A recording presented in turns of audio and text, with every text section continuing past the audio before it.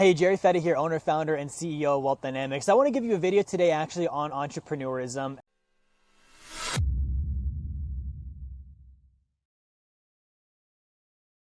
So there's this, I've been an entrepreneur since I was 18. There's this connotation of like wanting to be an entrepreneur, right?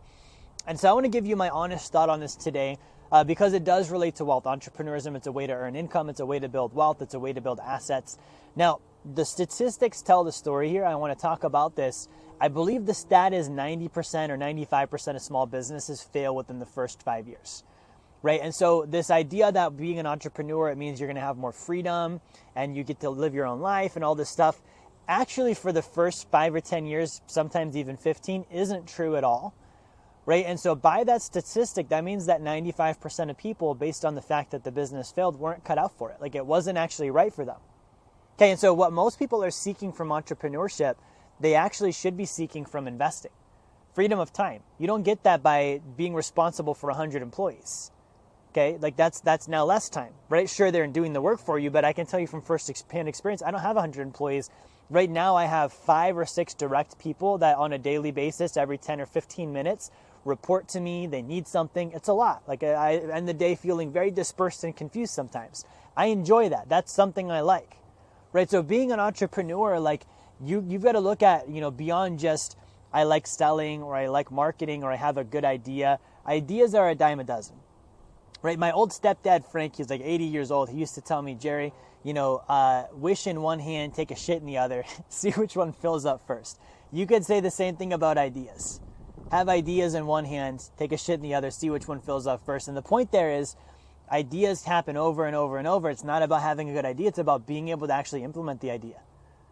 Right? So when you really look at this entrepreneur thing, are you fulfilled by having an 80-hour work week for the next 5 or 10 years? Are you fulfilled by having, a lot of different, putting out fires and handling problems, and it's a constant thing? Okay, some people are, and again, some people aren't, and I think that's the honest conversation that needs to happen. Okay, so when I first got into the entrepreneurial space, it was through network marketing, right? Network marketing, they told the story about, become financially independent. Who wouldn't want that, right? Don't trade your time for money. Who wouldn't want that? But then they stepped into having a job means just over broke. Okay, if you work at McDonald's, yeah. But I've seen people that, they have a job and they make great money and they love what they do. Or having a boss. If you spell boss backwards, it's a double SOB. Okay, good. I've seen people, though, that have terrible bosses and people that have a great boss. Right? So then we start getting into these things that aren't necessarily true. And the answer was, well, go be an entrepreneur.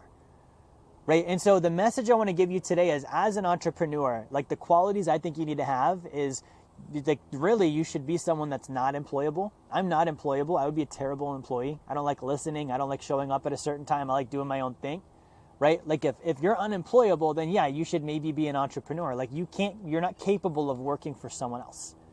Okay, I was given the opportunity many times and it felt like I was in mental pain while I was considering it.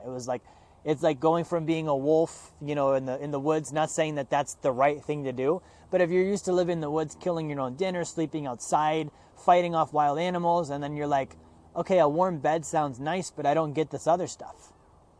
Right? Just like if I'm a dog, and I live in a house, like getting thrown out in the wilderness probably doesn't sound ideal either. There's both sides of it. Right? So an entrepreneur, there's someone that puts their time, their money, their energy, their capital at risk in order to promote their idea into the marketplace. Right? Am I willing to go put those things at risk? If I'm somebody that at any point in life, my answer to what happiness means is be comfortable, I don't think that that's an entrepreneur. Okay, not saying that there's anything wrong with being comfortable, but that's not what an entrepreneur is bargaining for. Right? Look at Elon Musk. I think Elon's a great example of an entrepreneur, somebody who has ideas and he's swinging from the hip all the time, putting them out there, and that's what an entrepreneur looks like. Right? And that's a lifestyle that I don't think many people actually want deep down inside. It's a very different thing to be an entrepreneur. You're wired differently. Right? Now, the problem with this is for every entrepreneur, there needs to be probably 10 or more employees. Right? If you're in a big company, it might be 100 employees or 200 employees, and the entrepreneur is the one guy. The ratio of the entrepreneur to the people that need to be there to make the idea work is very vast, right? For every 1 or 2 people, there's got to be dozens to support the idea. And so to say the entrepreneur is the one that's important, I would never say that, because I know for a fact without my team, my company wouldn't be here. Sure, I'm the entrepreneur, but I need Samantha, running operations.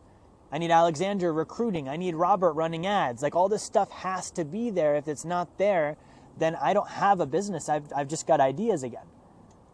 Okay, so it's kind of that question of like, what's more important, the chicken or the egg? I think it's a stupid question. You need both.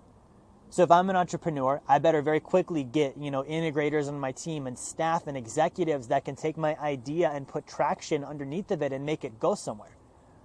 Okay, if I'm somebody that can make it, go somewhere, I'm telling you as an entrepreneur, I find that very valuable. I don't want you to go be an entrepreneur. If you're that person, come work for me. I need that. I need more people that can implement and make things happen. Right? So it's really this combination of both. We need people that are great executives. We need people that are great employees. Employees not a bad thing. Like, there are great employees out there. Okay, like the largest companies in the world, you name one, they can't function without their employees, and the founders know that. Okay, the investors know that. Right? So an employee is a great thing. Be a really good employee. Make lots of money. Contribute to your company. If you're an entrepreneur, have great ideas. Get them out in the marketplace. But I want to really just stress that there's no reason for one to feel the need to become the other if that's not what you do and that's not your lane. Right? So if you're an entrepreneur, I want to end this with something that can help both of you. If you're an entrepreneur, one of the things that you're going to struggle with is going to be having a service that's scalable. Okay, having systems and processes in place to make things happen easy and fast, and then having the right staff. Okay, that's the beast for every entrepreneur. It's the three S's, the systems, the staff, and the services. Okay, and if you can get all three of those dialed down, you're going to have a great, business, and it's going to expand well. But a lot of entrepreneurs don't get those things in place. Okay, so if you're like, I've got the drive, I can sell, I can market. I have a friend that calls the entrepreneur the unicorn. I'm a unicorn, right? You can do the videos and the this and the content and the that, and you can build the business. That's awesome. And if you're not getting the traction, I want to invite you to come be an entrepreneur with me. Okay, if you get a life insurance license, you come join Wealth Dynamics, I can plug you in with a service that works and scalable, systems that are already built, and staff that are already in place to support you so that you can literally just hit the gas pedal and go as fast as you can and as far as you can, and we'll pay you every dime that you earn. Right? That's an entrepreneur. Now, if you're an employee and you're like, no, I don't really want to be a sales guy or a marketing guy. I don't really want to build my own business. I'm good at this. I'm good at maybe, building automations, or I'm really good at marketing, or I'm really good at systems, or I'm really good at hiring, whatever your skill set is. And you're like, I'm not interested in being an entrepreneur, but I also don't want to have limited income. This is the thing that people will go wrong with on the employee thing. They associate being an employee means I'm never going to grow my income. Well, in a good company, that's not true. Okay, so if you're an employee and you're watching this and you're like, hey, I want to, maybe go somewhere where I'm valued, where I'm treated like, I'm treated like somebody that contributes and I can earn more income and grow, I want to invite you to come interview with my team. I can't promise you we're going to hire you, but we'll talk. And if you're a good fit and we're a good fit, there might be a spot on our roster that works for you. We're looking for key people right now. Okay. Now, the other thing is, let's say you don't want any of that and you're just like, I am an entrepreneur already, or I'm an employee already. Things are going well. That's great. What's your financial freedom plan? Do you have a blueprint to financial freedom? Do you have a strategy to have passive income that exceeds your savings, expenses, and taxes? Because the end of the story for both the employee and the entrepreneur is to have that. Okay, nobody wants to be an 85-year-old business owner that can't leave their company. Just like nobody wants to be an 85-year-old employee that can't quit their job because they don't have their finances figured out. Okay, how do you enjoy life? How do you actually take your time and do the things you want to do with it? So that's what we help our clients with. Whether you're an individual or you're a family, you're an entrepreneur, we can help you become more financially educated. We can help you build solvency so you've got a good foundation with your money, and then we can help you achieve greater financial freedom to the point of no longer having to trade your time for money. Right? So as you're watching this and you're thinking, okay, I'm an entrepreneur, here's what's next for me. Again, the 3 S's. You need to be working on systems, staff, and services. Okay, if you add a 4th one, it's scale.